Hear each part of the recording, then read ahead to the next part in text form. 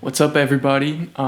Today for this first lesson, I wanted to talk to you about getting more creative with the pentatonic scale. This is a request I get all the time in my online lessons. How do I get more out of the pentatonic scales, or like how do I break out the pentatonic patterns? So let's just get straight into it. The first thing to know is to know your pentatonic patterns really, really well. So let's do it in G major, and make sure that you know the G major pentatonic all over the neck without mistakes. That would be the first start. So let me illustrate. Right, and then going up, and then the next box, next one, next one, and back to the first one.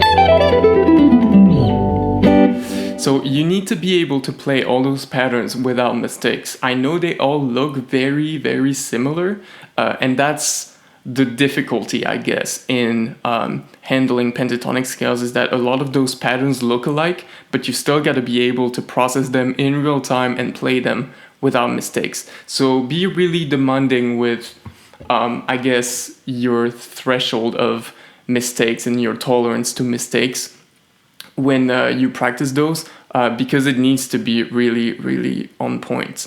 Now, a good way to get more out of those patterns, once you know them really well, it's to just add some chromatic notes in there.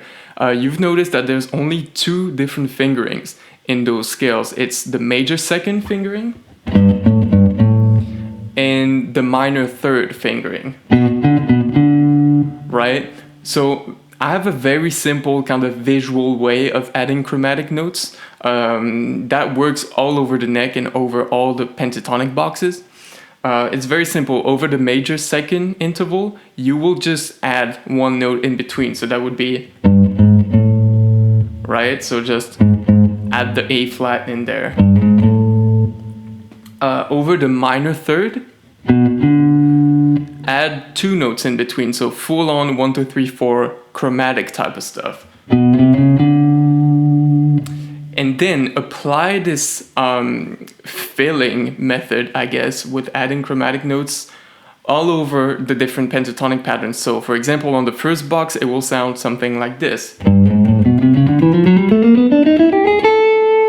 So this is just that, but adding all the chromatic notes.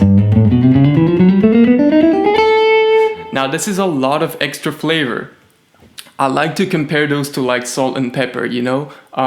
You put just a little bit so it really hits the spot, it's really tasty, but if you put too much, then it ruins everything. So obviously don't put all the chromatic notes over all the different fingerings, but it's good to be able to just add some passing notes here and there just to give some more depth and embellish your lines a little bit. And this is a very easy process since it's only using very simple pentatonic patterns.